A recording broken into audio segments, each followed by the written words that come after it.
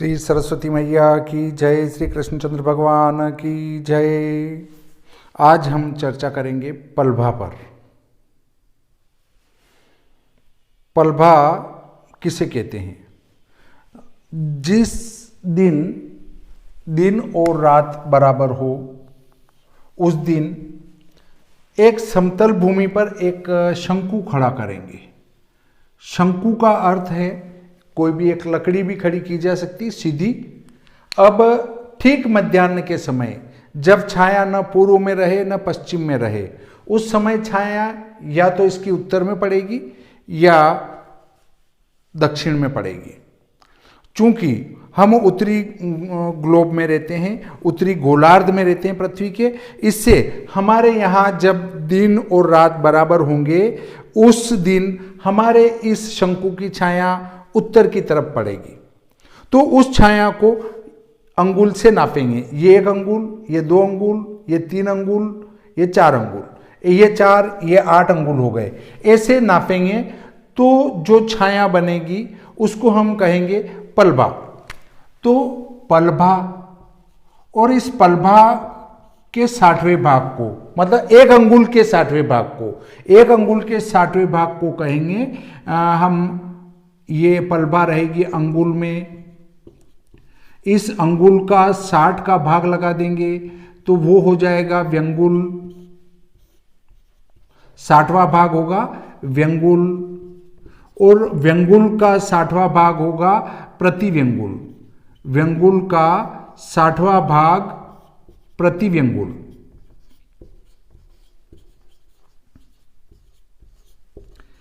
इस प्रकार हमारे पलभा होगी। पलभा क्यों निकालेंगे?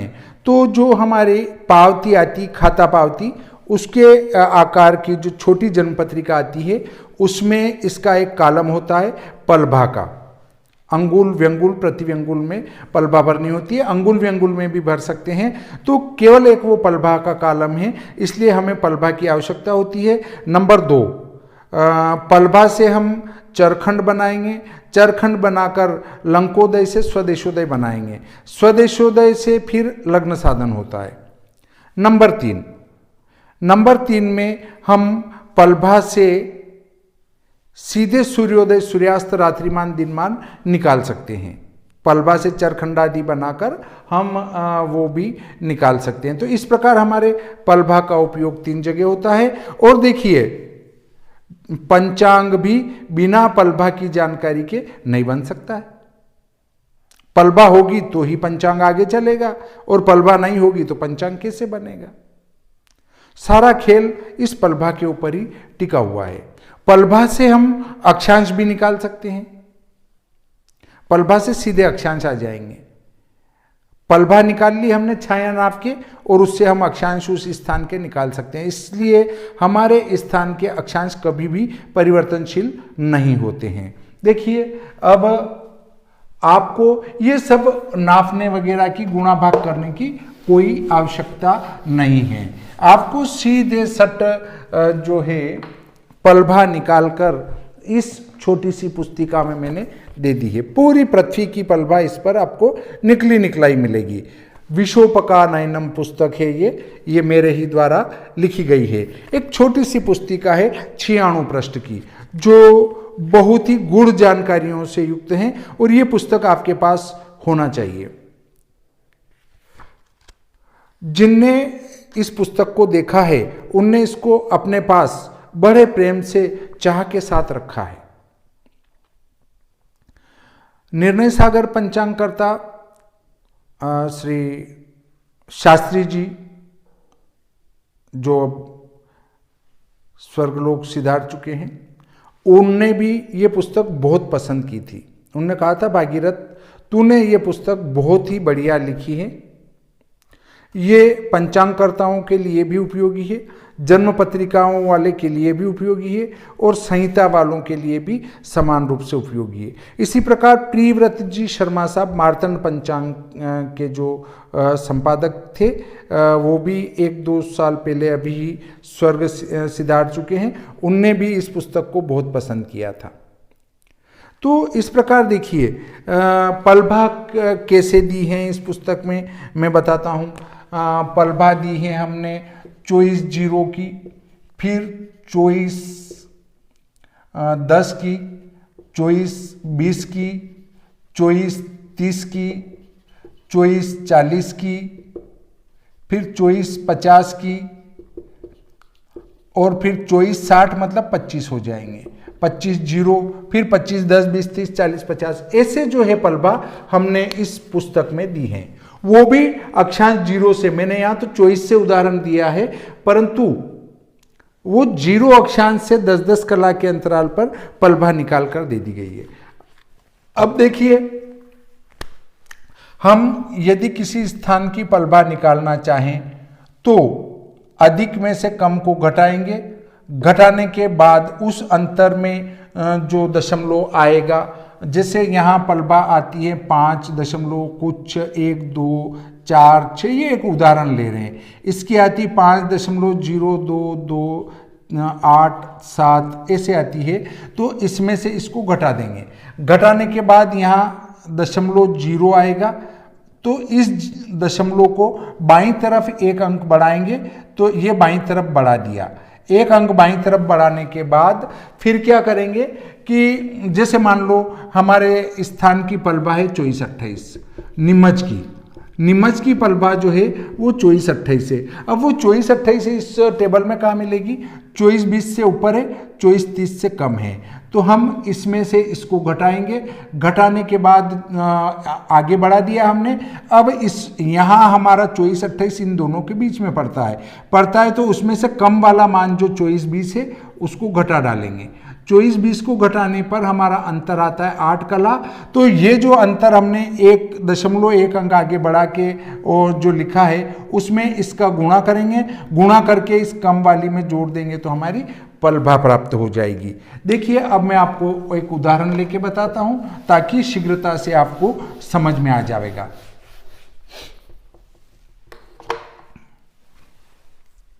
ये देखिए अक्षांश 24-30 की पलभा हमें निकालना है, 24-28 की। अक्षांश 24-28 की पलभा, 24-28 की पलभा क्या होगी हमें ये ज्ञात करना है। तो 24-30 की पलभा हमने इस पुस्तक के पृष्ठ क्रमांक 58 से ली। वो है 24-30 की पलभा 5.4687, 5.4687, 5.4687, 15.066, 15.066 और 24-20 की जो पलभा है वो लिखेंगे, घटाएंगे इनमें 5.4266, 4266, 14,550, इसको घटा दिया। ये है हमारी पलभा, ये है हमारे अक्षांश। हमने 24-30, 24-20 ही क्यों लिया? क्योंकि हमें पलभा चाहिए 24-28 की, तो उससे एक कम वाला उससे ज्यादा वाला लेंगे, इन दोनों का अंतर करेंगे। अंतर किया 6 1 5 0 0, 7 में से 6 1, 8 में से 6 2, 6 में से 2 4, 0 बचा। और मैंने कहा था ये अंतर जो आता है उसमें हमें दशमलव एक अंक आगे बढ़ाना है, तो एक अंक आगे बढ़ाएंगे दशमलव यहाँ आ जाएगा। तो देखिए 0.00421005116 ये हो गया। अब चूंकि दशमलव के आगे कोई अंक नहीं हो तो शून्य लगा देना चाहिए। अब हमारा 24-28 की पलभा चाहिए और हमें उससे कम कौन सी है? 24-20 से इसको घटाया तो अंतर क्या आया? 8 कला। इस 8 कला का गुणा इसमें कर देंगे। 8 छंग 48, 8 एकम 8 और 4 12, 8 पंजो 40 और 1 41, 8 का शून्य में शून्य, 8 एकम 8, 8 दूनी 16, 8 चौक 32 और 1 33 और 8 का शून्य में शून्य और ये 0। ये हमारा आया गुणनफल। इस गुणनफल को जो कम अक्षांश है उसकी पलभा में जोड़ देंगे। 24 20 की पलभा 5.42661450। इसमें हम 8 कला का मान जोड़ेंगे तो क्या आया, वो ये आया। इसको जोड़ देंगे, देखिए 0.03338041128। इसको जोड़ देंगे। 8 का 8, 2 के 2, 6 9 4 9 6 6 12, 6 3 9 और 1 10, 3 2 5 और 1 6, 4 और 5। एक बात ध्यान रखें, वो ये ध्यान में रखना है कि देखिए ये जो उत्तर आता है वो इससे ज्यादा नहीं आए, इससे कम नहीं आए, इस बात का ध्यान रखना। देखिए 4 6 8 4 6 0, 4 2 6 4 6, मतलब इससे ज्यादा है, इससे कम है, मतलब हमने कहीं गड़बड़ी नहीं करी। या तो इससे कम हो या इससे ज्यादा हो तो मान लेना कि हमारा ये जो मान आया है वो कहीं ना कहीं गड़बड़ है। अक्षांश 24 28 की पलभा ये आए। अब ये देखिए अंगुलात्मक है, ये दशमलव में अंगुलात्मक है, इसलिए हमें इसको बदलना पड़ेगा अंगुल व्यंगुल प्रतिव्यंगुल में। तो देखिए अब मैं इसको साफ कर देता हूं।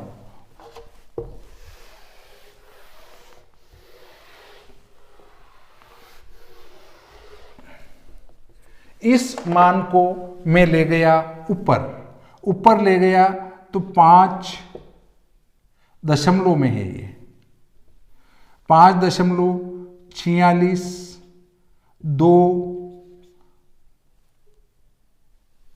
46 0 2 9 4 9 4 9 6 2 8 4 6 0 2 9 4 9 6 2 8। कोई गलती नहीं हुई। अब देखिए हम अभी तक तो यहाँ दशमलव में चल रहे थे, इसलिए हमने यहाँ दशमलव लगाए रखा है, परंतु अब अंगुल व्यंगुल प्रतिव्यंगुल में बदलना है। तो इस 5 को हम उठाकर एक तरफ लिख लेते हैं। वो लिखते हैं यहाँ पर अंगुलात्मक पलभा, अंगुलात्मक पलभा। अंगुलात्मक का अर्थ है अंगुल व्यंगुल प्रतिव्यंगुल। तो वो 5 को उठाया हमने यहां रखा और ये लगा दिया। चूंकि ये जो मान है वो अब अंगुल व्यंगुल प्रतिव्यंगुल में आएगा, और इसको हटा के दशमलव के पीछे के जो अंक है उनको लिख लेंगे। हर बार आपको ऐसा ही करना है। उसके बाद इसमें 60 का गुणा कर देंगे। ये 60 का गुणा कर डाला, कोई दिक्कत नहीं है। 0 1 लगी जाएगी। 6 8 48, 6 दूनी 12 और 4 16, 6 6 36 और 1 37, 6 निम 54 और 3 57, 6 चौक 24 और 5 29, 6 निम 54 और 2 56, 6 दूनी 12 और 5 17, 6 6 36, 6 चौक 24 और 3 27। देखिए एक बार और मिला लेते हैं। 6 8 48 के 8 हासिल 4, 6 दूनी 12 4 16 हासिल 1, 6 6 36 और 1 हासिल का 37 के साथ हासिल आए 3, 6 निम 54 और 3 हासिल के 57 के साथ हासिल 5, 6 चौक 24 और 5 29 29 के 9 हासिल 2, 6 निम 54 और 2 56 के 6 हासिल 5, 6 दूनी 12 और 5 17 शून्य है इसलिए 17 हो जाएंगे। फिर 6 6 36, 6 चौक 24 और 3 27। दशमलव कितने अंक के बाद है? 1 2 3 4 5 6 7 8 9 10 अंक के बाद। तो 1 2 3 4 5 6 7 8 9 10 अंक के बाद ये दशमलव। अब इस अंक को भी हमने उठाया और उठा के और यहाँ रख दिया। तो अब इस दशमलव के आगे के अंक को हटा देंगे। हटाने के बाद हम यहाँ लिखेंगे 0.617697678680। ये आगे के अंक उठा के हमने यहाँ लिख दिए। इसमें फिर 60 का गुणा कर देंगे।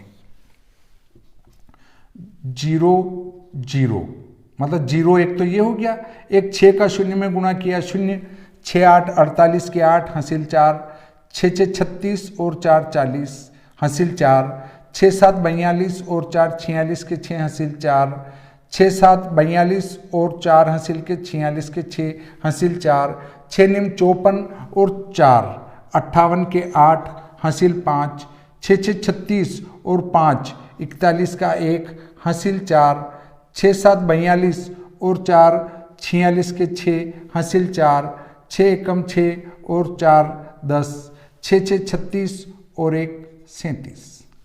अब देखिए 1 2 3 4 5 6 7 8 9 10 अंक के बाद दशमलव है। तो 1 2 3 4 5 6 7 8 9 10 अंक के बाद दशमलव। इस संख्या को भी हमने उठाकर इसके पीछे रख दिया। 37 अंगुल, व्यंगुल, प्रतिव्यंगुल, ये हमारी पलबा हो गई। अब आपको चाहिए कि साहब इससे भी और आगे निकालें, तो इस अंक को नीचे लिखो, फिर 60 का गुणा कर दो, तो इससे 60वां भाग आ जाएगा। फिर और निकालना है तो फिर उस अंक को, बचे हुए को पीछे लिखो, फिर 60 का गुणा कर दो।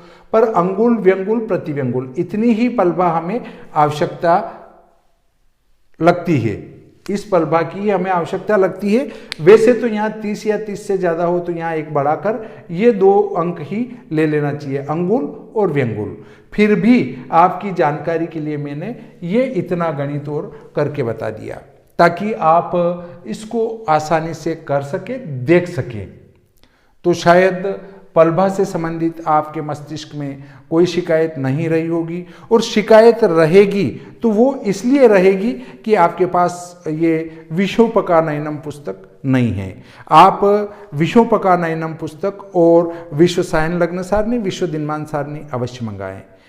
एक अच्छे भाई साहब को मैंने सलाह दी थी कि आप मेरा पूरा सेट मंगवा लीजिए, विश्व सायन लग्न सारणी और विश्व दिनमान सारणी। इसको मंगाओगे तो बाकी पुस्तकें और पंचांग में आपको फ्री भेज दूंगा।